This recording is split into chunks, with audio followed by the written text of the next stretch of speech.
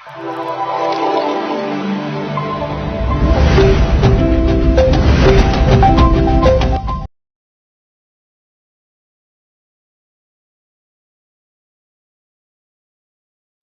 19 കോഴിക്കോട് നടക്കുന്ന കോയ കോളിംഗ് എന്ന പരിപാടിയിൽ തട്ടമിടാത്ത ചിന്തകൾ എന്ന പേരിൽ നൂർ അബ്ദുളും സദീഖത്ത് ഷിഹാബും നടത്തുന്ന സംഭാഷണം പ്രഖ്യാപിച്ചതിന് ശേഷം ഇരുവരും ആ പ്രോഗ്രാമിൽ നിന്ന് മാറുകയുണ്ടായി. അതേ തുടർന്ന് പരിപാടിയുടെ സംഘാടകനായ ആരിഫ് ഹുസൈൻ അടക്കമുള്ള ആളുകൾ ഇവരെ ഇരുവരെയും ആക്ഷേപിക്കുന്ന തരത്തിലുള്ള നിരവധി പോസ്റ്റുകൾ തയ്യാറാക്കുകയും അവരുടെ ജനാധിപത്യപരമായ അവകാശങ്ങളെ ലംഘിക്കുന്ന തരത്തിലുള്ള ആക്ഷേപ പ്രചരണങ്ങൾ, അപവാദ പ്രചരണങ്ങൾ നടത്തുകയും ചെയ്തു. ഈ പശ്ചാത്തലത്തിൽ നൂർ അബ്ദുളിനും സദീഖത്ത് ടീച്ചറിനും എന്താണ് പറയാനുള്ളത് എന്ന് നമുക്ക് കേൾക്കാം. അതാണ് ഇരുവരും പങ്കെടുക്കുന്ന ഈ പ്രോഗ്രാം അതിന്റെ ഉദ്ദേശത്തിലാണ് ചെയ്യുന്നത്.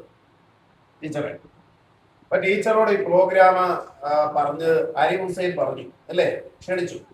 അത് പിന്മാറാനുള്ള കാരണത്തെ പിന്മാറാനുള്ള കാരണം ഒറ്റ കാരണമേ ഉള്ളൂ.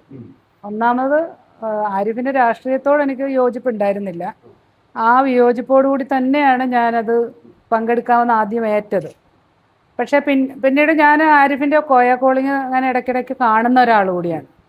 അങ്ങനെ കണ്ടപ്പോൾ ഒരു തവണ കണ്ടപ്പോഴാണ് ഒരു ആൾ RSSൽ വർക്ക് ചെയ്യുന്ന ആളാണ് എന്നൊക്കെ വിളിച്ചിട്ട് ഇങ്ങനെ പറയുന്നു, മുസ്ലിങ്ങളെ എങ്ങനെയാണ് നേരിടേണ്ടത്, അതിനെന്തെങ്കിലും കുറുക്ക് വഴിയുണ്ടോ എന്ന് ചോദിക്കുന്നു. അപ്പോൾ ആരിഫ് എന്തൊക്കെയാണ് പറയുന്നത്, എനിക്ക് തോന്നുന്നത് മുസ്ലിങ്ങളെ നേരിടേണ്ടത് കായികമായി നേരിടുന്ന വഴിയല്ല. എനിക്ക് തോന്നുന്നത് പുള്ളിക്കാരൻ ചോദിച്ചത് ആശയപരമായിട്ട് എങ്ങനെ നേരിടണം എന്നുള്ളതായിരിക്കണം. അപ്പോൾ അതിൻ്റെ ശബ്ദത്തിലൂടെ നമുക്ക് ആ ഒരു ശരീരഭാഷയൊക്കെ മനസ്സിലാവുമ്പോൾ നമുക്കതത്ര ഒരു രസമായിട്ട് തോന്നിയില്ല. അതൊന്ന്. എന്നാലും ഞാൻ വിചാരിച്ചു സാരമില്ല, ഫോൺ വിളിക്കുമ്പോൾ ഓരോ മനുഷ്യർ അവർക്ക് അവരുടെ ഒരു ശൈലിക്കനുസരിച്ചല്ലേ വിളിക്കുക, അത്രേ ഉള്ളൂ എന്ന് ഞാൻ കരുതി. അത് കഴിഞ്ഞിട്ടാണ് പിന്നീട് ഒരു കോള് വന്നതാണ് കേട്ടത്.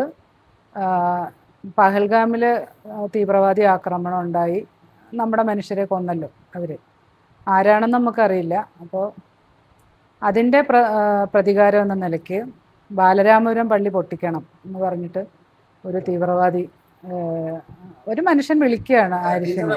എന്നെയല്ല വിളിച്ചത്, ആരിഫിനെ വിളിക്കുന്നത് കോയ കോളിങ്ങിൽ ഞാൻ കേട്ടു. അപ്പോൾ ആരിഫ് വളരെ മോശമായിട്ട് തന്നെ അയാളോട് പ്രതികരിച്ചത്.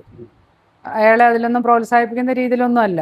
ആരിഫ് പറഞ്ഞു, അതൊന്നും എന്നോട് പറയേണ്ട ആവശ്യമൊന്നുമില്ല, ഞാൻ അതിൻ്റെ ഒന്നും ആളൊന്നും അല്ല, എന്തായാലും ഇയാളുടെ നമ്പറും കാര്യങ്ങളും ഒക്കെ ഞാൻ എത്തിക്കേണ്ടിടത്ത് എത്തിച്ചോളാം എന്നൊക്കെ പറഞ്ഞിട്ട് അയാളെ നിരുത്സാഹപ്പെടുത്തി തന്നെയാണ് ഫോൺ വെച്ചത്.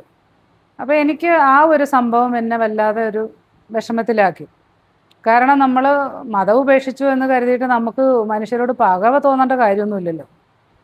അപ്പോൾ ആരിഫിൻ്റെ കോയ കോളിങ്ങിലേക്ക് വിളിക്കുന്ന ആൾക്കാർ ഇങ്ങനെയുള്ള ആൾക്കാരും ഉണ്ടല്ലോ എന്ന് ഓർത്തു. എന്ന് വെച്ചാൽ തീവ്രവാദപരമായ നിലപാട്, അതായത് കണ്ണിന് പകരം കണ്ണ് എന്ന് പറയുന്ന തരത്തിലുള്ള നിലപാട് സ്വീകരിക്കുന്ന ആളുകളും കൂടി ആരിഫിൻ്റെ ഫാൻ ബേസിലുണ്ടല്ലോ. ആരിഫിനെ വിളിച്ചിട്ട് വളരെ ആത്മവിശ്വാസത്തോടുകൂടി ഇത്രയും വലിയൊരു കാര്യം, ഒരു ഭീഷണി പറയാൻ അയാൾക്ക് ധൈര്യം വന്നിട്ടുണ്ടെങ്കിൽ അത് അയാൾക്ക് അത്രമാത്രം ആത്മവിശ്വാസം കൊടുക്കുന്നതുകൊണ്ടായിരിക്കുമല്ലോ ആരിഫിൻ്റെ കോളിലേക്ക് വിളിച്ചിട്ട് അങ്ങനെ പറയാൻ. അപ്പം ഞാൻ ആലോചിച്ചു, ഇതത്ര ശരിയായിട്ടുള്ളൊരു പോക്കായിരിക്കില്ലല്ലോ. അപ്പോൾ ഈ കോയ കോളിംഗ് എന്ന് പറയുന്ന ഇതേ പരിപാടിയുടെ വാർഷികം ആഘോഷിക്കാനാണ് ഞാൻ പരിപാടിയിൽ പങ്കെടുക്കാമെന്ന് പറഞ്ഞത്. അപ്പോൾ ഈ പരിപാടിയെ ഞാനും കൂടി കൈയടിച്ച് പ്രോത്സാഹിപ്പിക്കുന്നതിന് തുല്യമാവും. അതെ, എൻ്റെ ഒരു മനസാക്ഷി അവിടെ എന്നെ വിലക്കി. അത് ശരിയല്ല എന്ന് തന്നെ എൻ്റെ മനസ്സെന്നോട് പറഞ്ഞു. ഇതിപ്പോൾ ഞാൻ വളരെ സംയമനത്തോടെ ഇപ്പം ഞാൻ പറഞ്ഞു. അന്നേരം എനിക്ക് ശരിക്കും കരച്ചിലായിരുന്നു കേട്ടോ. ഞാൻ ഈ ഒരു ഭീഷണി കോള് കേട്ടതിന് ശേഷം എനിക്കത് മാനസികമായിട്ട് അങ്ങനെ ഉൾക്കൊള്ളാനേ പറ്റുന്നുണ്ടായിരുന്നില്ല. ഞാനാകെ സങ്കടപ്പെട്ടിട്ടാണ് എന്നെ ഈ പരിപാടിയിലേക്ക് ആദ്യം ക്ഷണിച്ച വർഗീസ് എന്ന് പറഞ്ഞ ഈ NRCയുടെ അതിൻ്റെ സംഘാടകരിൽ ഒരാളായിട്ടുള്ള ആ മനുഷ്യനോട് ഞാൻ ഓഡിയോ ഇടുന്നത്, എനിക്ക് ഇന്നതുപോലൊരു മാനസികമായ എനിക്ക് പ്രശ്നമുണ്ട്, എനിക്ക് ഇതിൽ ഉൾക്കൊള്ളാൻ പറ്റില്ല, എനിക്ക് വരാൻ പറ്റില്ല, വർഗീസിനോട് ക്ഷമിക്കണം, ബന്ധപ്പെട്ട ആൾക്കാരോട് പറയണം എനിക്ക് വരാൻ പറ്റില്ല എന്ന് പറഞ്ഞിട്ട് ഞാൻ വർഗീസിനെ അറിയിച്ചു. അപ്പോൾ അത് കഴിഞ്ഞപ്പോൾ വർഗീസ് തിരിച്ച് വീണ്ടും എനിക്ക് ഓഡിയോ ഇട്ടു, ടീച്ചറെ അത് ആരോ ഒരാൾ മദ്യപിച്ചിട്ട് വിളിച്ചതാണ്, അപ്പോൾ അയാൾക്ക് ആരിഫ് വേറെ മറുപടിയൊക്കെ കൊടുത്തല്ലോ, അപ്പോൾ ടീച്ചർക്ക് ഒന്നും കൂടി ഒന്ന് വരാൻ ശ്രമിച്ചുകൂടെ എന്നൊക്കെ എന്നോട് ചോദിച്ചു. അപ്പോൾ ഇയാളോട് പറയുമ്പോഴൊക്കെ എനിക്ക് കരച്ചിലാണ് വരുന്നത്. എനിക്ക് അയാൾക്ക് വോയിസ് ഇടാൻ പറ്റുന്നുണ്ടായിരുന്നില്ല. അപ്പോൾ ഞാൻ പറഞ്ഞു വരുമ്പോഴത്തേക്ക് കരഞ്ഞു പോവുകയാണ്. ഞാൻ പറഞ്ഞു ഞാൻ മതം ഉപേക്ഷിച്ചെന്നേ ഉള്ളൂ, എനിക്ക് മനുഷ്യരെ ഒന്നും വെറുക്കാനൊന്നും പറ്റില്ല, അങ്ങനെയുള്ള ഒരു സാഹചര്യത്തിലേക്ക് വരാനും എനിക്ക് കഴിയില്ല. എനിക്ക് ആരിഫിനോടും വെറുപ്പില്ല, ആ ഫോൺ വിളിച്ച ആളിനോടും വെറുപ്പില്ല, എനിക്ക് ഒരു മനുഷ്യരോടും വെറുപ്പില്ല. അപ്പം അതുകൊണ്ട് എനിക്ക് അങ്ങനെ വെറുപ്പിൻ്റെ ഒരു പശ്ചാത്തലത്തിലോട്ട് വരാൻ എനിക്ക് താല്പര്യമില്ലാത്തതുകൊണ്ടാണ് പ്രോഗ്രാമായിട്ട് എനിക്ക് ഒരു ഫീൽ ചെയ്തു. അതുകൊണ്ടാണ് ഞാൻ പോകേണ്ടതെന്ന് വെച്ചാൽ, അല്ലാതെ എനിക്ക് ആരിഫിനോട് വിരോധമോ ഒന്നും വിചാരിച്ചിട്ടില്ല. എൻ്റെ മനസ്സുകൊണ്ട് അത് ഞാൻ ആദ്യമേ പറഞ്ഞിരുന്നു. നൂറ് പിന്മാറി എന്ന് പറഞ്ഞപ്പോൾ തന്നെ വർഗീസ് എന്നോട് ചോദിച്ചു, ടീച്ചറെ ഒരു കാരണവശാലും പിന്മാറില്ലല്ലോ എന്നൊക്കെ ചോദിച്ചു. അപ്പം ഞാൻ പറഞ്ഞു, വർഗീസ് എന്തായാലും ഇപ്പം എനിക്ക് എൻ്റെ ശാരീരികമോ മാനസികമായ എന്തെങ്കിലും ഒരു ഇഷ്യൂവിൻ്റെ പേരിലല്ലാതെ ഞാൻ ഈ പരിപാടിയിൽ നിന്ന് മാറില്ല എന്ന് ഞാൻ പറഞ്ഞിരുന്നു. അപ്പോൾ എനിക്ക് മാനസികമായ അത്രയും വലിയൊരു ഇഷ്യൂ ആ ഒരു ഭീഷണി കോളിൽ എനിക്കങ്ങനെ തോന്നിയത് കൊണ്ടാണ് ഞാൻ അതിൽ ആ പരിപാടിക്ക് പങ്കെടുക്കണ്ടെന്ന് ഞാൻ വിചാരിച്ചത്.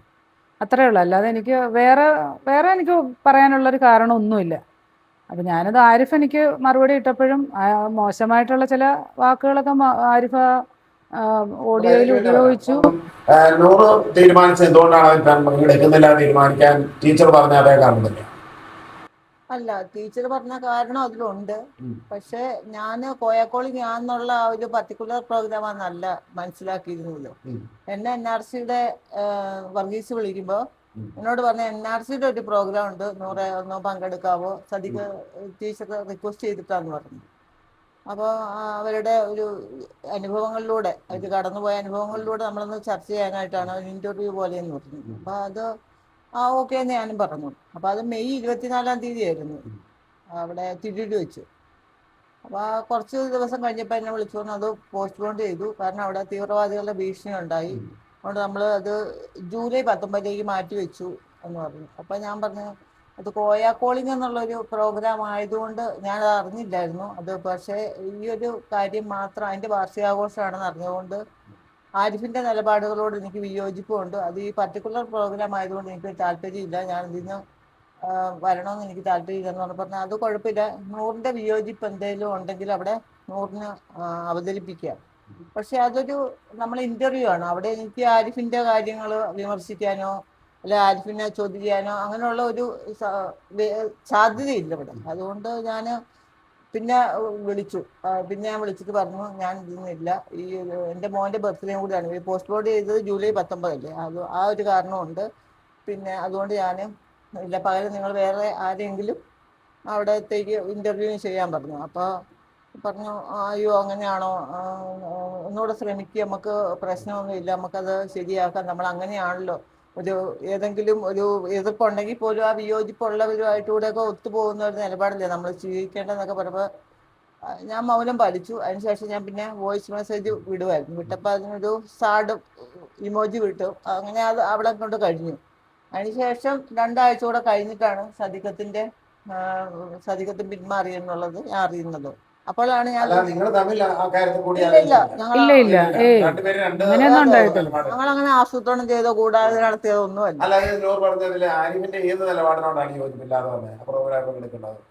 ആരിഫ് അത് മൊത്തത്തിലുള്ള നിലപാടും പിന്നെ ഈ കോയാ കോളിംഗ് എന്ന് പറഞ്ഞൊരു പരിഹസിച്ചുകൊണ്ടും ആ ഒരു ആളുകളെ ഇപ്പം മതമെല്ലാം പഠിച്ച ആളുകൾ തന്നെയല്ല ഈ വിളിക്കുന്നത്. അതിൽ അല്പജ്ഞാനികളുണ്ട്, പിന്നെ പെട്ടെന്നുള്ളൊരു വികാരത്തിന്റെ പുറത്ത് വിളിക്കുന്നവരൊക്കെ ഉണ്ട്. അപ്പൊ അവരുടെ എല്ലാം കൂടെ പരിഹസിച്ചുകൊണ്ടുള്ള രീതിയിലുള്ള മറുപടിയാണ് പുള്ളി കൊടുത്തുകൊണ്ടിരിക്കുന്നത്. അവിടെ സഭ്യമല്ലാത്ത വാക്കുകൾ പ്രയോഗിക്കാറുണ്ട്, ആക്ഷേപിക്കാറുണ്ട്, പരിഹസിക്കാറുണ്ട്. അതെല്ലാം അങ്ങനെയുള്ളൊരു പ്രോഗ്രാം വലിയൊരു ആഘോഷമായിട്ട് നടത്തുമ്പം അതിൻ്റെ ഒരു വാർഷികാഘോഷത്ത് അതിനോടൊരു വൈരുദ്ധ്യമായിട്ട് എനിക്ക് തോന്നി. അതിനോട് ഞാൻ എന്നെപ്പോലെ ഒരു സ്വതന്ത്രരുടെ നിലപാടെന്ന് ഞാൻ കണക്കാക്കുന്നതിൽ വ്യത്യസ്തമായിട്ടാണ് ആരിഫ് പ്രവർത്തിക്കുന്നത്, പ്രത്യേകിച്ച് ഈ ഒരു പ്രോഗ്രാമും കൂടെ. അതുകൊണ്ടാണ് ഞാൻ അതിൽ നിന്ന് പിന്മാറാനുള്ള തീരുമാനം എടുത്തത്. ശരിക്കും പറഞ്ഞാൽ അതൊരു മുസ്ലിം വിരുദ്ധ പരിപാടിയാണ്, സ്വതന്ത്ര ചിന്തകളുടെ ഒരു പരിപാടിയല്ല എന്നാണ് എന്നോട് പറയുന്നത്.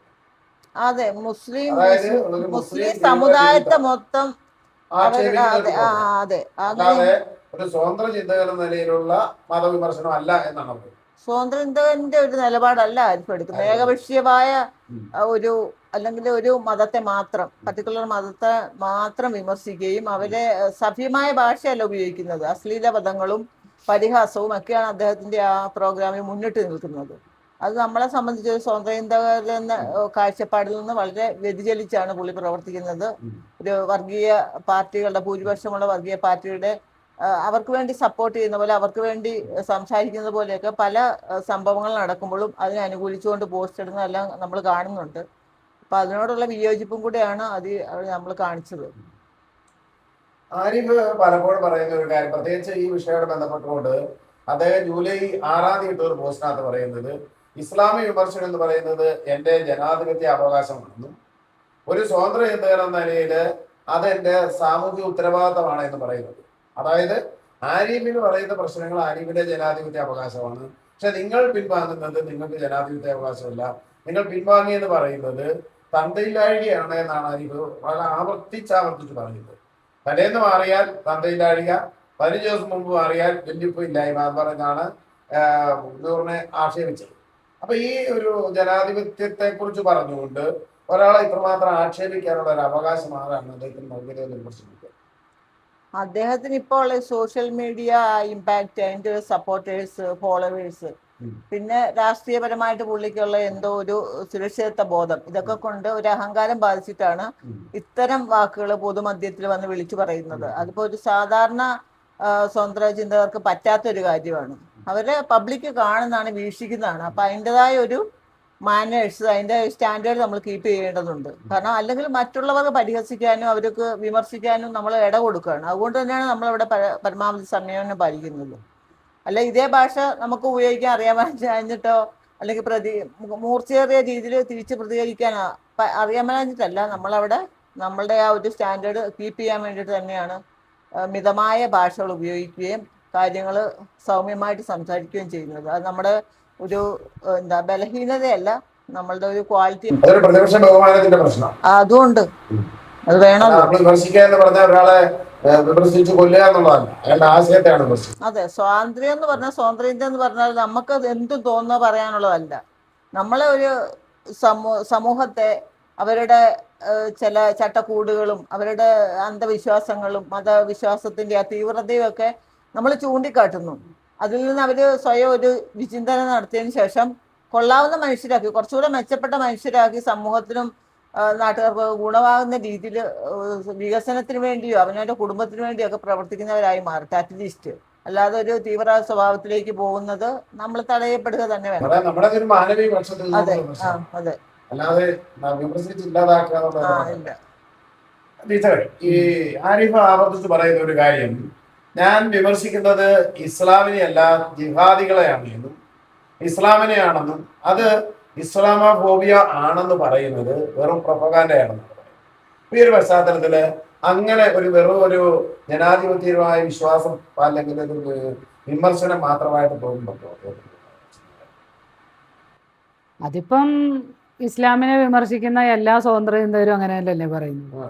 ജബ്ബാർ മാഷ് മുതൽ ലിയാഖത്ത് അലി മുതൽ നമുക്ക് അറിയാവുന്ന ഇപ്പം അബ്ദുൽ ഖാദർ പുതിയങ്ങാടി ആയാലും നമുക്കറിയാവുന്ന മിക്കവാറും രവിചന്ദ്രൻ ഉൾപ്പെടെ എല്ലാ സ്വതന്ത്ര ചിന്തകരും പറയുന്ന ഒരു വാചകമാണിത്. അതായത് ഞങ്ങള് ഇസ്ലാമിനെയാണ് ഞങ്ങൾ എതിർക്കുന്നത്, മുസ്ലിങ്ങളെ അല്ല. ഇപ്പം രവിചന്ദ്രൻ പറയുന്ന തന്നെ ഉണ്ടല്ലോ, ഇസ്ലാം is toxic and Muslims R lovely എന്ന് പറയുന്ന ഒരു വാചകം പുള്ളി തന്നെ പറയുന്നുണ്ട്.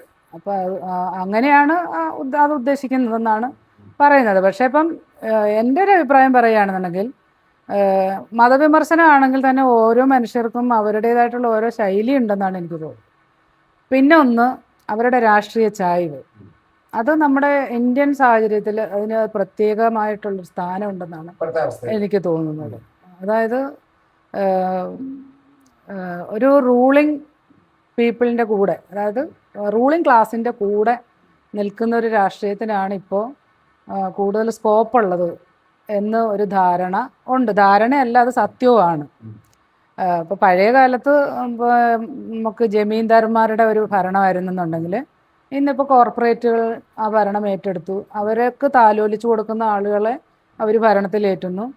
ആ ഭരണത്തിന് കൈയടിക്കുന്ന ആളുകളായിട്ടാണ് നമ്മളിന്ന് മാധ്യമങ്ങളെയും ഇന്ന് സ്വതന്ത്ര ചിന്തകരെ പോലും നമ്മൾ കാണുന്ന അങ്ങനെയുള്ള ആൾക്കാരായിട്ട്. അപ്പോൾ ആ ഒരു രാഷ്ട്രീയത്തിൻ്റെ കൂടെ ഒരു സ്വഭാവം ഈ സ്വതന്ത്ര ചിന്തകരുടെ ഒരു മുസ്ലിം അല്ലെങ്കിൽ ഇസ്ലാം വിമർശനത്തിൽ ഉണ്ടാകും എന്നാണ് ഞാൻ കരുതുന്നത്. അത് രാഷ്ട്രീയപരമായിട്ടുള്ള ഒരു വ്യത്യാസം കൂടിയാണ്. അതല്ല, നമ്മളിപ്പം അബ്ദുൽ അലി മാഷോ അല്ല ജബാർ മാഷ് അടക്കമുള്ള ആളുകൾ വളരെ കാലങ്ങളായിട്ട് ഇസ്ലാം വിമർശനം നടത്തും. അവരുടെ ഇപ്പം ജബാർ മാഷൊക്കെ നടത്തുന്ന പറഞ്ഞാൽ വളരെ കുറുക്കി കൊള്ളുന്ന രീതിയിൽ തന്നെ ഖുറാനെയും ഹദീസുകളെയും ഒക്കെ വിമർശിക്കുകയൊക്കെ ചെയ്തിട്ട് ഈ പറയുന്ന തരത്തിലുള്ള ഒരു വെറുപ്പിക്കൽ രാഷ്ട്രീയം എന്ന് പറയുന്നതിനകത്ത് നമ്മൾ അധികം കാണാൻ കഴിഞ്ഞിട്ടുണ്ട്. അപ്പൊ ഇദ്ദേഹം പറയുന്നത് ഇസ്ലാം വിമർശനം എന്ന് പറഞ്ഞാൽ മുസ്ലിം വെറുപ്പിക്കൽ അല്ല എന്ന് പറയുമ്പോൾ തന്നെ സ്വാഭാവികമായും വന്നു ഭവിക്കുന്നത് അതൊരു വിദ്വേഷത്തിന്റെ പ്രചാരണമായിട്ടാണ് വരുന്നില്ലേ? അത് ഉണ്ടാവാം. കാരണം എന്താണെന്ന് വെച്ചാൽ ഇപ്പം ഞാനൊരു കാര്യം പറയാം. മതവിമർശനം എന്ന് പറയുന്നത് തന്നെ ഏത് മതത്തെയാണോ വിമർശിക്കുന്നത് ആ മതത്തിൻ്റെ വിശ്വാസികളെ വേദനിപ്പിക്കുന്ന സംഭവം തന്നെയാണ്. പിന്നെ നമ്മുടെ ഇന്ത്യ പോലുള്ള ഒരു ബഹുസ്വര സമൂഹത്തിൽ നമുക്കറിയാം ആൾക്കാർക്കൊരു പൊതു സ്വഭാവമുണ്ട്. അവനവൻ്റെ മതം ചക്കരയും ബാക്കിയുള്ളവരൊക്കെ മോശമാണെന്നുള്ളൊരു കാഴ്ചപ്പാടിലാണ് എല്ലാ മതവിശ്വാസിയും പോകുന്നത്. അങ്ങനെ പോകുമ്പോൾ മതവിമർശകരും വിചാരിക്കുന്നത് അവർക്ക് കൂടുതൽ ഫാൻസിനെ കിട്ടുന്നത് എവിടെ നിന്നാണ്, ആരെ വിമർശിക്കുമ്പോഴാണ്. അപ്പോൾ എനിക്കറിയാം, ഞാൻ FB പോസ്റ്റുകൾ ഞാൻ സ്വന്തമായിട്ട് പോസ്റ്റ് ഇടുകയോ അല്ലെങ്കിൽ ഞാനൊരു പോസ്റ്റ് ഷെയർ ചെയ്യുകയൊക്കെ ചെയ്യുമ്പോൾ ഒരു ഇസ്ലാമിനെ വിമർശിച്ചുകൊണ്ടുള്ള ഒരു പോസ്റ്റാണ് വരുന്നതെങ്കിൽ അതിനെ പിന്താങ്ങിക്കൊണ്ട് ഇഷ്ടം പോലെ ആൾക്കാർ അഭിപ്രായവും കമൻറ്റുകളും ഒക്കെ ആയിട്ട് വരും. അതേസമയം നമ്മൾ തിരിച്ച് മറ്റൊരു മതത്തിൻ്റെ വിമർശനത്തിന് ഉദ്ദേശിച്ചിട്ടുള്ള ഒരു സംഗതിയാണ് നമ്മൾ ഇടുന്നതെങ്കിൽ മിക്കവാറും മുസ്ലിങ്ങളായിരിക്കും അതിനെ ഏറ്റുപിടിക്കാനായിട്ട് വരുന്നത്. അപ്പോൾ അത് ഒരു പൊതു സ്വഭാവമാണ്. പിന്നെ നമ്മുടെ ഇന്ത്യൻ സാഹചര്യത്തിൽ ഇപ്പം മുതലാളിത്ത രാഷ്ട്രീയം അല്ലെങ്കിൽ വലതുപക്ഷ രാഷ്ട്രീയം എന്ന് പറയുന്നത് ഒരു പ്രധാനപ്പെട്ട ഒരു സംഗതിയാണ്. അങ്ങനെ വരുമ്പോൾ ഭൂരിഭാഗം ആളുകൾക്കും താല്പര്യം അവരുടെ പക്ഷത്ത് നിൽക്കുക എന്നുള്ളതാണ്. എല്ലാ തരത്തിലും സുരക്ഷിതമായിട്ടുള്ള ഒരു സംഭവമാണ്, അല്ല ഒരു സേഫ് സോണാണ്. അപ്പോൾ അതുകൊണ്ട് എനിക്ക് തോന്നുന്നത് ഒരു കൂട്ടം സ്വതന്ത്ര ചിന്തകരും ആ നിലയ്ക്ക് മതവിമർശനത്തെയും കൊണ്ടുപോകുന്നു എന്നാണ് പറഞ്ഞു വരുന്നത്. ഇന്ത്യയിലെ ഭൂരിപക്ഷ മതം എന്ന് കൽപ്പിക്കപ്പെടുന്ന ഹിന്ദു മതത്തിന്റെ പക്ഷത്തിൽ നിന്നുകൊണ്ട് ന്യൂനപക്ഷങ്ങളെ, പ്രത്യേകിച്ച് സംഘപരിവാര ന്യൂനപക്ഷങ്ങൾക്കെതിരെ നടത്തിയ ആക്രമണം അഴിച്ചുവിടുന്ന ഒരു സാഹചര്യത്തില് ഇപ്പോ ആരിഫിനെ പോലുള്ള ആളുകളുടെ വിമർശനം ഗുണപരമല്ല, അതൊരു ദോഷകരമായ രീതിയിലേക്കാണ് വരുന്നത് എന്നാണ് പറയുന്നത്. ആരിഫ് ഒരു പക്ഷെ അങ്ങനെ ഉദ്ദേശിക്കുന്നുണ്ടാവില്ലായിരിക്കാം. ഞാൻ അങ്ങനെ ഒരിക്കലും പറയില്ല. കാരണം ആരിഫിന്റെ കോയ കോളിംഗ് ഉള്ള പരിപാടി ആരിഫ് മതം വിടുന്ന മുസ്ലിങ്ങളുമായിട്ട് സംസാരിക്കുന്നത് ഞാൻ ഒരുപാട് തവണ കേൾക്കുന്നതാണ്. അതുപോലെ തന്നെ മതം വിട്ട മറ്റ് സമുദായത്തിലുള്ള ആൾക്കാരുമായിട്ടും അവരുടെ വിശ്വാസത്തെക്കുറിച്ചൊക്കെ പറയുമ്പോഴൊക്കെ എനിക്ക് കൃത്യമായിട്ട് അറിയാം ആരിഫിന്റെ പരമമായ ലക്ഷ്യം എന്ന് പറയുന്നത് മുസ്ലിങ്ങളെ പരമാവധി എമുക്കളാക്കി എടുക്കുക എന്നുള്ളത് തന്നെയാണ്.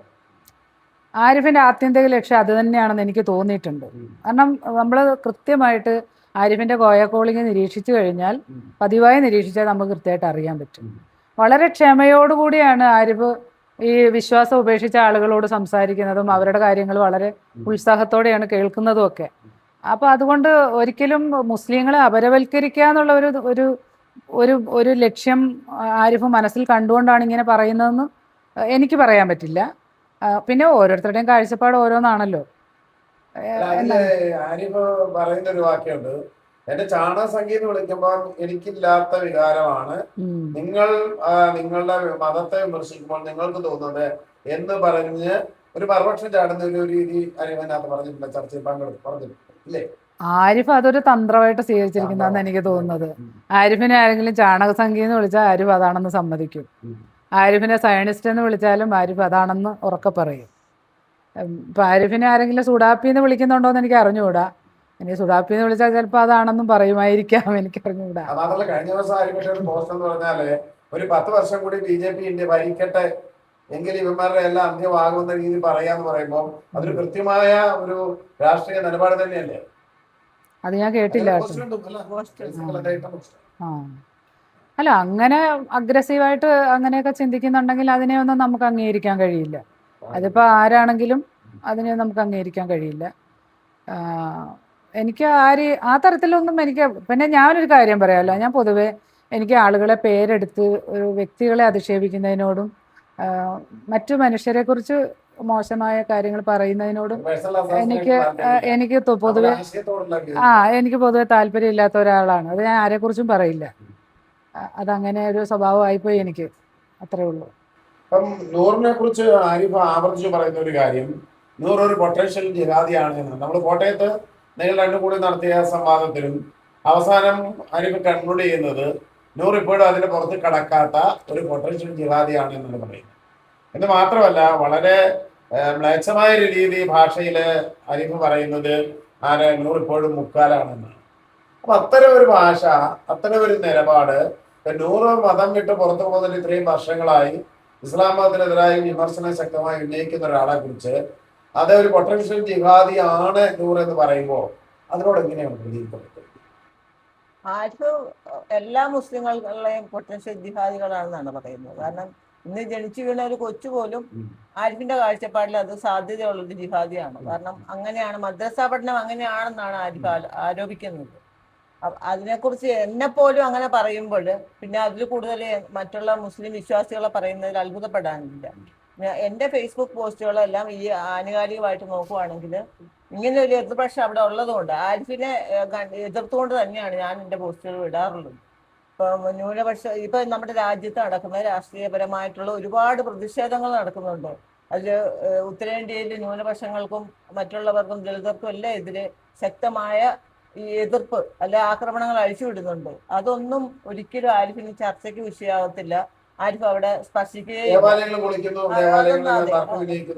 താജ്മഹലിനെതിരെ പോലും തർക്കം ഉന്നയിച്ചുകൊണ്ട് അത് ചെയ്യുന്നു എന്ന് പറഞ്ഞാൽ കടുത്ത ന്യൂനപക്ഷ വിരുദ്ധമായിട്ടുള്ള നിലപാടുകളും ഇന്ത്യയിൽ സംഭവിക്കുന്നുണ്ട്. അതിന് ആരിഫ് അഡ്രസ് ചെയ്യുന്നുണ്ടെന്നാണ്. അതാണ് അതിനെ ആരിഫ് അഡ്രസ് ചെയ്യുന്നേ ഇല്ല. അതേസമയം ചെറിയൊരു പ്രശ്നം പോലും എവിടെയെങ്കിലും ആ ഒരു ഈ അടുത്തിടെ നടന്ന ഒരു പേഴ്സണൽ ആയിട്ടുള്ള ഒരു കാര്യമാണ്. അവർ തമ്മിലുള്ള ലവിന്റെ ഭർത്താവ് ലവ് ജിഹാദാണെന്ന് ആരോപിക്കുകയാണ്. അങ്ങനെ എവിടെയെങ്കിലും ഒരു ചെറിയ വിഷയം കിട്ടിയാൽ ഉടനെ അത് വളരെ പ്രൊമോട്ട് ചെയ്യുകയും അതിനെ പർവ്വതീകരിക്കുകയും ചെയ്യുന്നുണ്ട്. എന്നാൽ മറുവശത്ത് നമ്മുടെ രാഷ്ട്രീയപരമായിട്ട് ജനങ്ങളെ മൊത്തം നേരിടുന്ന അല്ലെങ്കിൽ ഈ ഇന്ത്യൻ രാഷ്ട്രീയത്തിൽ ഉണ്ടാകുന്ന അപജയങ്ങളെ ചൂണ്ടിക്കാട്ടുകയോ വിമർശിക്കുകയോ ആരും ചെയ്യാറില്ല. അപ്പൊ നമുക്കത് ഏകപക്ഷീയമായിട്ട് ഒരു താല്പര്യം അവിടെ കാണിക്കുന്നുണ്ട്. അവർക്ക് കൂടുതൽ പിന്തുണ, അവര് എവിടെയെങ്കിലും അവർക്കെതിരെ നമ്മുടെ ഒരു പിന്നെ എതിർപ്പ് വന്നിട്ടുണ്ടെങ്കിൽ അവിടെ സപ്പോർട്ട് ചെയ്യുകയും അവർക്ക് വേണ്ടിയിട്ടൊരു ഗാർഡായിട്ട് നിൽക്കുന്നത് പോലെ നമുക്ക് തോന്നുന്നുണ്ട്. അത് തോന്നലല്ല, അത് ശരിയാണ്. അദ്ദേഹത്തിന്റെ പിന്നെ പോസ്റ്റുകൾ, ഫേസ്ബുക്ക് പോസ്റ്റോ സോഷ്യൽ മീഡിയ ഇടപെടലുകൾ നോക്കുമ്പം നമുക്കത് വ്യക്തമായിട്ട് മനസ്സിലാവുന്നതാണ്. അപ്പോൾ ഇത് സ്വതന്ത്ര ചിന്തകൻ അങ്ങനെ ആയിരിക്കരുത് എന്നുള്ളതാണ് നമ്മളുടെ ഒരു താല്പര്യം. കാരണം നമ്മൾ ആ രംഗത്ത് നിൽക്കുന്നത് കൊണ്ട് കൂടുതൽ മനുഷ്യരെ എങ്ങനെയെങ്കിലും മനുഷ്യനാക്കാനുള്ള ശ്രമമാണ് നടത്തുന്നത്. അല്ലാതെ കൂടുതൽ വിദ്വേഷികളാക്കാനുള്ള ഒരു ശ്രമം സ്വാതന്ത്ര്യത്തിന്റെ ഭാഗത്തു നിന്ന് ഉണ്ടാകരുതെന്ന് തന്നെയാണ് ഞാൻ വ്യക്തമായിട്ട് വീണ്ടും പറയുന്നത്. മാത്രമല്ല, ഇന്ത്യയെ പോലെ ഒരു രാജ്യത്ത്, പ്രത്യേകിച്ച് ഒരു സംഘപരിവാര കാലഘട്ടത്തില് ന്യൂനപക്ഷങ്ങളെ അവർക്ക് വേണ്ടി ഇട്ടുകൊടുക്കുന്ന ഒരു സമയം എടുക്കാൻ പാടില്ല, അല്ലേ? അതെ, അല്ലേ പറഞ്ഞത്? അത് ഇരവാദമാണെന്നാണ് അവർ ആക്ഷേപിക്കുന്നത്. ഇരവാദം അല്ല, ഇര തന്നെയാണ്. ഇരകളെ എപ്പോഴും ടാർഗറ്റ് ചെയ്തുകൊണ്ട്, അല്ലെങ്കിൽ ആ മുസ്ലിം വിദ്വേഷം ഇവിടെ നല്ലപോലെ ചെലവാക്കിക്കൊണ്ട് തന്നെയാണ് ആരിഫ് അവരുടെ ഭൂരിപക്ഷത്തിന് സപ്പോർട്ട് കിട്ടാൻ വേണ്ടി അങ്ങനെ തന്നെയാണ് പ്രവർത്തിച്ചുകൊണ്ടിരിക്കുന്നത്. മാത്രമല്ല, ഇന്ത്യയിലെ മുസ്ലിങ്ങളെല്ലാം ജിഹാദികളാണെന്ന് പറയാൻ പറ്റും.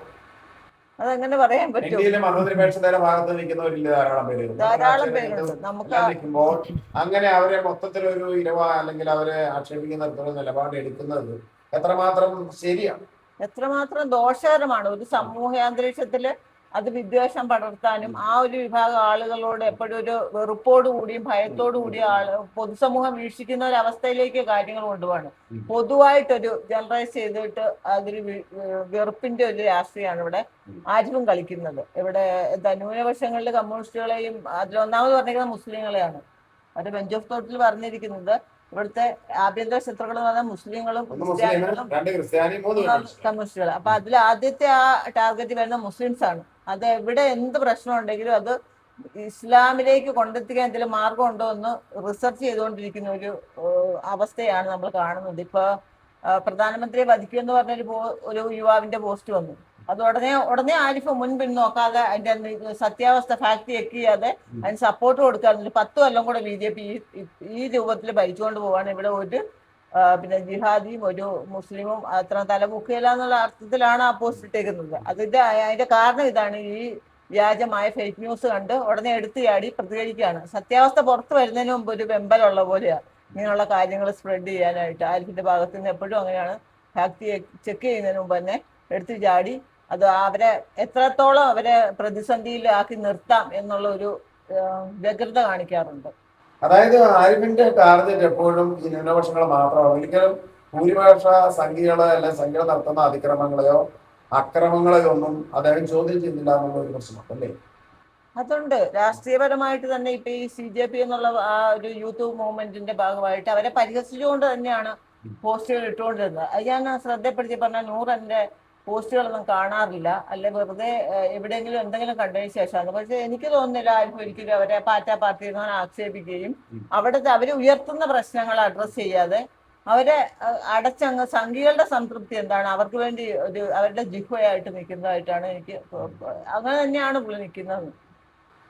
ഈ ടീച്ചറിനെ പ്രത്യേകമായി ആക്ഷേപിച്ചുകൊണ്ട് ആരിഫ് നടത്തിയ ഒരു പരാമർശം അത് മറ്റാർക്കും കേട്ടാൽ വേദന തോന്നുന്ന ഒരു കാര്യമാണ്.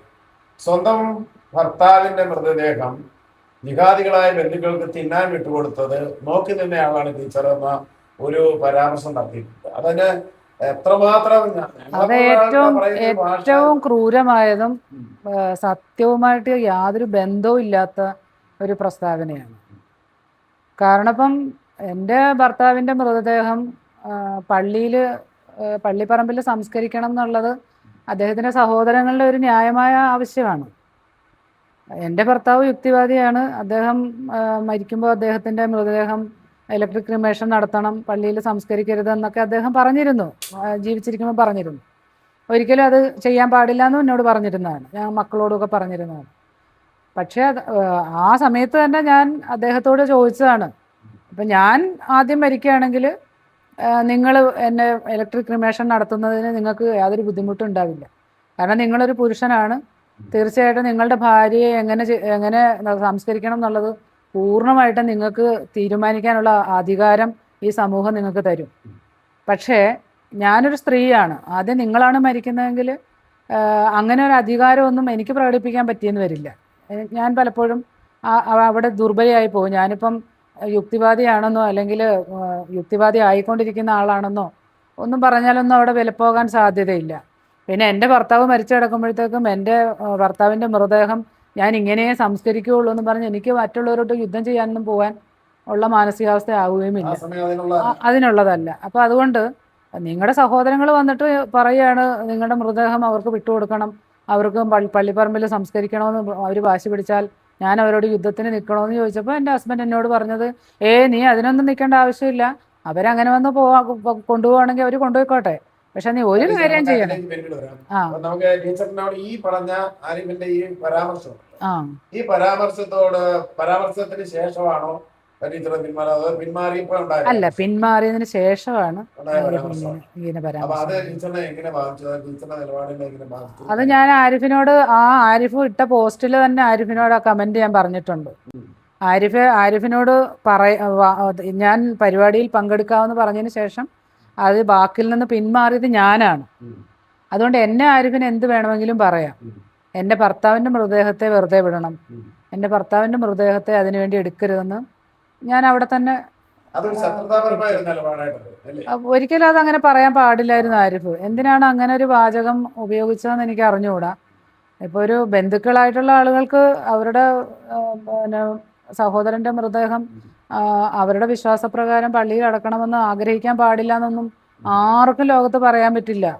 ഇപ്പം എൻ്റെ ഭർത്താവിൻ്റെ മേൽ എനിക്കുള്ളതിനേക്കാൾ അവകാശം ഒരു പക്ഷേ ഒരേ മാതാവിൻ്റെ ഗർഭപാത്രത്തിൽ കിടന്ന് വളർന്ന ആ സഹോദരങ്ങൾക്കുണ്ടാവും എൻ്റെ ഭർത്താവിൻ്റെ പേരിൽ. അപ്പോൾ പിന്നെ ചോദിക്കുന്നുണ്ട്, ഞാനൊരു പ്രശ്നക്കാരനാണെന്ന് നിങ്ങൾക്ക് നേരത്തെ അറിയാമായിരുന്നെങ്കിൽ പിന്നെ എന്തിനാണ് നിങ്ങൾ പരിപാടിക്ക് വരാമെന്ന് സമ്മതിച്ചത്? എന്നിട്ട് പിന്നെ പറയുന്നു ഈ ക്യാൻസർ സംസ്കാരം എന്ന് പറയുന്നത് ഒരു ശരിയായ നടപടിയല്ല, അതൊരു തരം അയിത്തമാണ് എന്നൊക്കെ ന്യായീകരണം പറയുന്നു. ക്യാൻസർ സംസ്കാരം ക്യാൻസർ കൾച്ചർ അല്ല, ആരിഫിന്റെ കോയ കോളിംഗ് പരിപാടി എനിക്ക് ഇഷ്ടമുള്ള പരിപാടിയായിരുന്നു. ഞാൻ ആരിഫിന്റെ കോയ കോളിംഗ് പരിപാടി കണ്ടു, സ്ഥിരമായിട്ടൊക്കെ കാണുന്ന ഒരാളും കൂടിയായിരുന്നു.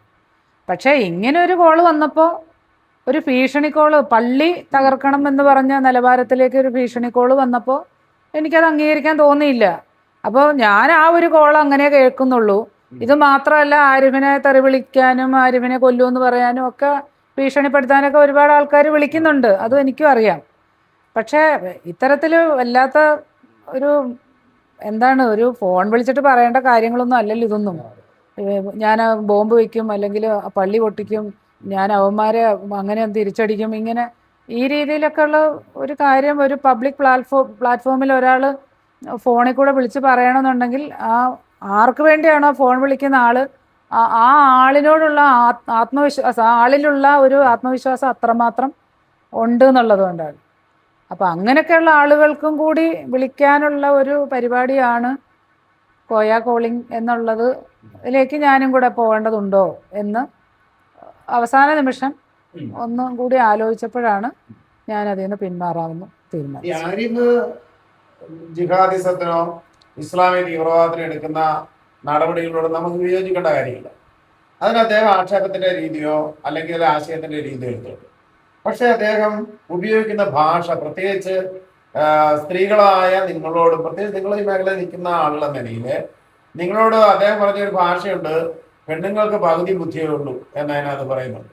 അത് മാത്രമല്ല, ടീച്ചറിനെ കുറിച്ച് പറയുമ്പോൾ അങ്ങേര് പറഞ്ഞ ഭാഷ നമുക്കൊരു പൊതുസമൂഹത്തിൽ ശരാശരി ആരും പറയാത്തൊരു ഭാഷയാണ്. കൊണയ്ക്കൽ എന്നൊരു ഭാഷ ഉപയോഗിക്കുന്നുണ്ട്, പോക്കിരിത്തരം, തെണ്ടിത്തരം, അതുപോലെ തന്നെ തന്തയില്ലായ്മ എന്നൊക്കെ അദ്ദേഹം ആവർത്തിച്ച് പറയുമ്പോൾ അതൊരു സ്വതന്ത്ര ചിന്തകന്റെ അല്ലെങ്കിൽ ഒരു നാസ്തികന്റെ ഒരു ഭാഷയാണോ? അത് സ്ത്രീകളോട് ഇടപെടാനോ അല്ല പറയാൻ കൊള്ളുന്ന ഒരു ഭാഷയാണോ? അതിനോട് ടീച്ചർക്ക് സഹതാപമാണോ തോന്നുന്നത്, അതോ എന്തെങ്കിലും ശത്രുതയാണോ? ആരിഫ് ഒരു നാസ്തികനാണെന്ന് പറഞ്ഞ ആരിഫ് സമ്മതിക്കുമോ? ആരിഫ് സമ്മതിക്കില്ല. ആരിഫ് ഒരു യുക്തിവാദിയാണെന്ന് പറഞ്ഞാലും ആരിഫ് സമ്മതിക്കില്ല. ആരിഫ് പറയുന്നത് ആരിഫ് ഒരു എക്സ് മുസ്ലിം ആണെന്നാണ്. എക്സ് ഹോമിയോ പാത്ത്, എക്സ് മുസ്ലിം, പിന്നെ ഇപ്പൊ നിലവിൽ സയനിസ്റ്റ് ഒക്കെയാണ്, സംഘീയങ്ങനെയാണ് പുള്ളി സ്വയം വിശേഷിപ്പിക്കുന്നത്. പിന്നെ ആരിഫിൽ നിന്ന് ഒരു സ്വതന്ത്ര ചിന്തകന്റെ മര്യാദയും മാന്യതയും ഒക്കെ പ്രതീക്ഷിക്കുക എന്ന് പറയുന്നതൊക്കെ ഇത്തിരി കടന്നു കഴിയാന്നാണ് എനിക്ക് തോന്നുന്നത്. മുസ്ലിം ആയതുകൊണ്ട് പുള്ളിയുടെ സ്വഭാവം ആ പഴയ തീവ്ര മുസ്ലിമിന്റെ തന്നെയാണെന്നാണോ? അതോ തീവ്ര മുസ്ലിങ്ങളൊന്നും അങ്ങനെ അല്ല. തീവ്ര മുസ്ലിങ്ങൾ അങ്ങനെ ഭാഷ പ്രയോഗിക്കണമെന്ന് നിർബന്ധമൊന്നുമില്ല. തീവ്ര മുസ്ലിം എന്ന് പറഞ്ഞപ്പോൾ 5 നേരം പള്ളിയിൽ പോവുകയും പിന്നെ നോമ്പ് വയ്ക്കുകയും ഹജ്ജിന് പോവുകയും ഒക്കെ ചെയ്യുന്നവരെയും നമുക്ക് തീവ്ര മുസ്ലിം എന്ന് പറയാം. ബോംബ് പൊട്ടിക്കുന്നവരെയാണ് യഥാർത്ഥത്തിൽ നമ്മൾ തീവ്രവാദി എന്ന ഇതിലേക്ക് പറയുന്നത്. അപ്പൊ ആ തീവ്രവാദി പോലും അയാളുടെ കുടുംബത്തിലുള്ളവരോട് വളരെ മനോഹരമായിട്ടായിരിക്കില്ലേ പെരുമാറുന്നത്. അപ്പൊ ആനന്ദിന്റെ ഒരു പുസ്തകത്തിൽ പറയുന്നുണ്ടല്ലോ, പിന്നെ ചുറ്റിക കൊണ്ട് ആരുമല്ലാത്ത ഒരു മനുഷ്യനെ തലക്കടിച്ച് കവർച്ച നടത്തുന്നവൻ പോലും സ്വന്തം കുഞ്ഞിനെ ലാളിക്കുന്നുണ്ടാവും എന്നൊരു വാചകം ആനന്ദ് അദ്ദേഹത്തിന്റെ പുസ്തകത്തിൽ പറയുന്നുണ്ട്. എന്ന് പറയുന്ന പോലെ എല്ലാ മനുഷ്യർക്കും അവരവരുടെ അടുത്ത ആളുകളോട് വളരെ അനുകൂലമായിട്ടുള്ള ഒരു നിലപാട്, വളരെ മനോഹരമായൊരു നിലപാടുണ്ടാവുമായിരിക്കും. അവർ വേറെ ചില ഇടങ്ങളിലേക്ക് മാറുമ്പോൾ അവരുടെ സ്വഭാവത്തിൽ വരുന്ന മാറ്റങ്ങളായിരിക്കാം. അതായത് ടീച്ചർ പറയുന്നത് എക്സ് മുസ്ലിം എന്ന അഡ്രസ്സിൽ നിന്നുകൊണ്ട് മറ്റൊരു അജണ്ട സെറ്റിൽ ചെയ്യുന്നുണ്ടെന്നാണോ ഉദ്ദേശിക്കുന്നത്? ആയിരിക്കാം. അല്ലെങ്കിൽ പിന്നെ ഇങ്ങനെ ഒരു പ്രതികരണം ഉണ്ടാകേണ്ട കാര്യമില്ലെന്നാണ്. ഇല്ല. എന്തിനാണ് അങ്ങനത്തെ ഭാഷയൊക്കെ ഉപയോഗിച്ചതെന്ന് ചോദിച്ചാൽ അത് ആരിഫിന്റെ ശൈലിയെന്നോ ആരിഫിന്റെ സംസ്കാരമെന്നോ ഒക്കെ എനിക്ക് പറയാൻ പറ്റും. അതിനോട് ടീച്ചറ് അത്തരം ഒരു ഭാഷ ഉപയോഗിക്കാന്ന് പറയുന്നത് ഒരു തരം ഡിഫോമേറ്ററിയാണ്. അതെ. അപ്പൊ അതായത് നമ്മുടെ വ്യക്തിത്വത്തെ ആക്ഷേപിക്കുന്ന ഒരു നിലപാടെന്ന നിലയിൽ ഇന്ത്യയിലെ നിലവിലുള്ള നിയമങ്ങൾ അനുസരിച്ചിട്ട് സ്വാഭാവികമായിട്ട് നിങ്ങൾക്ക് വേണമെങ്കിൽ നടപടിയിലേക്ക് പോകാം. പക്ഷെ അതിനൊന്നും നമ്മള് താല്പര്യമില്ല. കാരണം എന്തുകൊണ്ട് വെച്ചാല് നമുക്ക് അത്ര ഒരു വിദ്വേഷം അല്ല. ആരിഫ് ഒരു സുഹൃത്തും കൂടിയാണ് നമ്മളുടെ. അപ്പൊ അയാള് പിന്നെ സോഷ്യൽ മീഡിയയിൽ ഈ രീതിയിലൊക്കെ ആണെങ്കിൽ പോലും എന്റെ ഭർത്താവിന്റെ ഒരു നല്ല സുഹൃത്താണ് ആരിഫ്. എന്റെയും ഒരു നല്ല സുഹൃത്ത്. ആരോടും വിദ്വേഷമില്ലാത്ത, കാരണം നമ്മള് മതവിമർശനം നടത്തുന്നത് മതവിശ്വാസി ഇല്ലാതാക്കാൻ വേണ്ടിയല്ല. അതെ. അല്ല, എന്റെ നിലപാടാകരുത്, ആരിഫിനോടുള്ള നിലപാടും അത്ര തന്നെ ഉള്ളൂ. ആരിഫ് അങ്ങനെ പറയുന്നത് കൊണ്ട് ആരിഫിനെ വെറുക്കപ്പെടേണ്ടവനാണ് എന്നൊരു ചിന്ത എനിക്കും ഇല്ല. പക്ഷെ ആരിഫ് അങ്ങനെ പറയാൻ പാടില്ല എന്ന് എനിക്കും പറയാനുള്ള അവകാശമുണ്ട്. ആരിഫ് അങ്ങനെ പറയരുത്. അത്തരം ഒരു തരം ഭാഷയോ നിലപാടുകളോ എടുക്കുന്നത് അതൊന്നും നന്നല്ല. ജനാധിപത്യ വ്യവസ്ഥയിൽ ഒരു സെക്കുലർ കൾച്ചറിന്റെ ഭാഗമല്ല. ഒരിക്കലും അതൊന്നും നന്നല്ല. ഞങ്ങള് നൂറൊക്കെ ഞങ്ങള് സുഹൃത്തുക്കൾ തന്നെയാണ്, ആ. ആരിഫിന്റെ സുഹൃത്തുക്കൾ തന്നെയാണ്. അപ്പൊ ആരിഫ് ഒരു പൊതുസ്ഥലത്ത് ഒരു സോഷ്യൽ മീഡിയയിൽ ഈ രീതിയിലുള്ള വാക്കുകൾ ഞങ്ങൾക്കെതിരെ ഉപയോഗിക്കുന്നത് ഒരിക്കലും ഒരു സുഹൃത്തെന്ന നിലയ്ക്ക് പോലും ഒരു മനുഷ്യനെന്ന നിലയ്ക്ക് ആരിഫ് ചെയ്യാൻ പാടില്ലാത്ത കാര്യം. അത് ഇത്രയും കാലത്തെ പരിചയം. അതെ അതെ, ഒരു പരിചയമുള്ള നൂറിനോട് തന്നെ പറയുന്നത് ഇതിനേക്കാൾ കുറെ കൂടെ മോശമായ ഭാഷയിലാണ് നൂറിനെ വിമർശിച്ചിരിക്കുന്നത്. ഒരുപക്ഷെ നൂറ് അതിനെതിരെ പോസ്റ്റുകൾ ഇട്ടിട്ടുണ്ട്. എന്താണ് നൂറ് ഇപ്പോഴും മുക്കാലാണ്, കാൽ കുറവുണ്ട്, അതൊക്കെ വളരെ അശ്ലീലമായിട്ടുള്ള ഒരു പ്രയോഗമാണ്. പ്രത്യേകിച്ച് നമ്മുടെ ഇവിടുത്തെ ഒരു മതവാദി ഉറവാദി പോലും ഉപയോഗിക്കാത്ത ഒരു ഭാഷയില് പ്രത്യേകിച്ച് ഒരു സ്ത്രീയോട് അങ്ങനെ പ്രതികരിക്കുമ്പോൾ അതിനോട് നൂറ് എന്താ ഉദ്ദേശിക്കുന്നത്? അതിനോട് എന്തെങ്കിലും പ്രതികരണം നടത്താൻ ഉദ്ദേശിക്കുന്നത്? അല്ല, ആരിഫ് അന്ന് കോട്ടയത്തെ ആ പ്രോഗ്രാമിൽ തന്നെ, നമ്മുടെ ഡിബേറ്റിന്റെ ആ പ്രോഗ്രാമിൽ തന്നെ ആമുഖമായിട്ട് പറയുന്നത് ഇതുപോലെയുള്ളവർ, അതായത് വിരുദ്ധാഭിപ്രായങ്ങളുണ്ട്, വ്യത്യസ്ത ദിശകളിൽ ചിന്തിക്കുന്നവരാണെങ്കിൽ പോലും അവരൊക്കെ വളരെ സൗഹാർദ്ദപരമായിട്ടൊരു സംവാദത്തിനുള്ള വേദി ഒരുങ്ങാൻ തയ്യാറാവുകയും അവരതിന് വഴിവെച്ച് അപ്രീഷിയേറ്റ് ചെയ്യേണ്ട ഒരു കാര്യമാണെന്ന് അവിടെ പറയുകയും വളരെ സൗഹാർദ്ദപരമായിട്ട് തന്നെ ഞങ്ങൾ സംസാരിച്ചു പോലും. അന്ന് ഞാൻ അതിലേക്ക് വിമുഖത കാണിച്ച് എനിക്ക് സുഖമില്ലായിരിക്കുകയാണ്, ഞാൻ തയ്യാറെടുത്തിട്ടില്ല. അതല്ല, ആരിഫുമായിട്ട് എനിക്ക് അങ്ങനെ 24 മണിക്കൂറും ഒരു കാര്യം വിശകലനം ചെയ്തിട്ട് ഡിബേറ്റിന് വരാനുള്ള അവസരമല്ല ഇപ്പോൾ ഉള്ളതെന്ന് പറഞ്ഞപ്പോൾ അതൊന്നും കുഴപ്പമില്ല പറഞ്ഞാൽ വിളിച്ച് അതിൻ്റെ ഒരു സൗഹാർദ്ദത്തിൻ്റെ ഇതിലാണ് ഞാനിവിടെ വന്നിട്ട് നമുക്ക് പറയാനുള്ള അഭിപ്രായങ്ങൾ അവിടെ പറയുക, അത് കേട്ടുകൊണ്ട് പോരുക, തിരിച്ചു ഉള്ള അഭിപ്രായങ്ങളും കേൾക്കുക, അത് പൊതുസമൂഹത്തിലേക്ക് അവർ തന്നെ അത് ഡിസ്കഷൻ ചെയ്യട്ടെ എന്നുള്ള രീതിയിലാണ് നമ്മൾ അതിന് സമ്മതിച്ചത്. അത്രയും സൗഹാർദ്ദത്തിലിരിക്കുന്ന നമ്മളോടാണ്, അല്ലെങ്കിൽ അതിന് ശേഷമാകട്ടെ എന്തെങ്കിലും കാര്യം ഉണ്ടെങ്കിൽ എന്തെങ്കിലും ഒക്കെ സംസാരിക്കാറുള്ളതാണ് ഇടയ്ക്ക്. ആ വ്യക്തിയാണ് ഒരു ചെറിയ കാര്യം വരുമ്പോൾ, അല്ലെ ഒരു വിട്ടുകളയേണ്ട കാര്യം വരുമ്പോൾ ഇത്രത്തോളം പിന്നെ ഇൻടോളറൻസ് ആയിട്ട് സംസാരിക്കുന്നത്. അത് എങ്ങനെയാണ് ഒരു സ്വതന്ത്ര ഇന്ത്യയെ സംബന്ധിച്ചിടത്തോളം, അല്ലെങ്കിൽ ഒരു സ്റ്റാൻഡേർഡ് ഉള്ളൊരു വ്യക്തിത്വം, പേഴ്സണാലിറ്റി ഉള്ള ഒരാൾക്ക് ഭൂരിപക്ഷത്തിന്റെ കയ്യടി കിട്ടണം, അത്രേ ഉള്ളൂ, ലൈക്ക് കിട്ടണം, അത് ഷെയർ ചെയ്യപ്പെടണം. അവരുടെ സോഷ്യൽ മീഡിയയിലുള്ള ഒരു വലിയൊരു റീച്ച് കണ്ടിട്ട് അതിൻ്റെ ഒരു അഹങ്കാരം തനിക്ക് പിടിച്ചിട്ടായിരിക്കാം അങ്ങനെ പെരുമാറിയത്. പക്ഷെ എനിക്ക് നിയമപരമായിട്ട് നേരിടാം, അതിന് ഈ സമയമുണ്ട്, വേണമെങ്കിൽ എനിക്ക് ചെയ്യാം. കൂടുതലും വീണ്ടും നമ്മളിലുള്ള ആ ഒരു സുഹൃത്ത് എന്നുള്ള ഒരു ചരട് പൊട്ടാതെ ഇരിക്കുന്നതുകൊണ്ട്, അതെ, ആ മാനവികത കൊണ്ടാണ് നമ്മൾ അതിന് പോകാതിരിക്കുക. പുള്ളിക്ക് കൊടുത്തോളൂ എന്നുള്ളൊരു മട്ടിലാണ് പുള്ളിയുടെ പെരുമാറ്റം. അപ്പം അതൊക്കെ എല്ലാ അസഹിഷ്ണുത, ഒരു ഗോത്രീയ സ്വഭാവം എന്തുണ്ട്, അതൊക്കെ മറ്റുള്ളവരെ വിമർശിക്കുമ്പോഴും അത് അവനവന്റെ ഉള്ളിൽ തന്നെ ഉണ്ടെന്ന് അവർ തിരിച്ചറിയുന്നില്ല. അത് എന്തെങ്കിലും സൈക്കിക് പ്രോബ്ലം ആണോ അതോ വേറെ എന്തെങ്കിലും ഇഷ്യൂസ് ആണോ നമുക്കറിയത്തില്ല. കാരണം ഒട്ടും ഒരു സഹിക്കാനുള്ള കെൽപ്പില്ലാത്ത പോലെ, വിട്ടുകളയേണ്ട കാര്യങ്ങൾ പോലും, അല്ലെങ്കിൽ സൗമ്യമായിട്ട് സംസാരിച്ച് അത് പരിഹരിക്കേണ്ട പോലും വലിയൊരു ഇഷ്യൂ ആക്കിക്കൊണ്ട് അത് സോഷ്യൽ മീഡിയ എന്ന് പോസ്റ്റ് ഇടുക, വീഡിയോ ചെയ്യുക എന്നൊക്കെ ചെയ്യുമ്പോൾ അവര് അതിൽ നിന്ന് എന്തോ പ്രതീക്ഷിക്കുന്നുണ്ട്. ഭൂരിപക്ഷ രാഷ്ട്രീയത്തിന്റെ ഒപ്പം നിൽക്കുകയും അതിന്റെ ഒരു എല്ലാ പിന്നെ കിട്ടാനുള്ള ആനുകൂല്യങ്ങൾ, അല്ല അതിൽ നിന്ന് ലഭിക്കാനുള്ള എല്ലാ സൗകര്യങ്ങളും പുള്ളി തിരിച്ചറിയുന്നുണ്ട്. അത് നമുക്കും അറിയാൻ വയ്യാഴികയല്ല. പക്ഷെ നമ്മൾക്കൊക്കെ ഒരു നിലപാട് വേണം. ആ നിലപാടിന് വെള്ളം ചേർക്കുന്ന ഒരു പ്രവൃത്തിയും ചെയ്യരുതെന്നുള്ളത്. എന്ത് നേട്ടങ്ങൾ കിട്ടിയാലും, എന്ത് ഭരണകൂടത്തിനോട് ചേർന്ന് നിന്നാൽ നമുക്ക് നേട്ടങ്ങൾ കിട്ടിയേക്കാം, ഓഫറുകൾ കിട്ടിയേക്കാം, നമുക്ക് സാധ്യതകൾ ഉണ്ടായേക്കാം. ഈ പിന്നെ സോഷ്യൽ മീഡിയ ആണെങ്കിലും കൂടുതൽ അതിൻ്റെ വരുമാന സ്രോതസ്സൊക്കെ നമുക്ക് ഉയർത്താൻ പറ്റും. പക്ഷെ അതൊന്നുമല്ല, നമുക്കൊരു നിലപാടുണ്ട്, നമ്മൾക്കൊരു വ്യക്തിത്വമുണ്ട്. അതിൽ ഉറച്ചു നിൽക്കുന്നത് കൊണ്ടാണ് നമ്മൾ ഈ അരിപ്പിനെ പോലുള്ള ഏകപക്ഷീയമായ വിമർശനങ്ങളും വെറുപ്പിക്കലും വിദ്വേഷ പ്രചരണത്തിനും എതിർത്ത് സംസാരിക്കുന്നുള്ളൂ.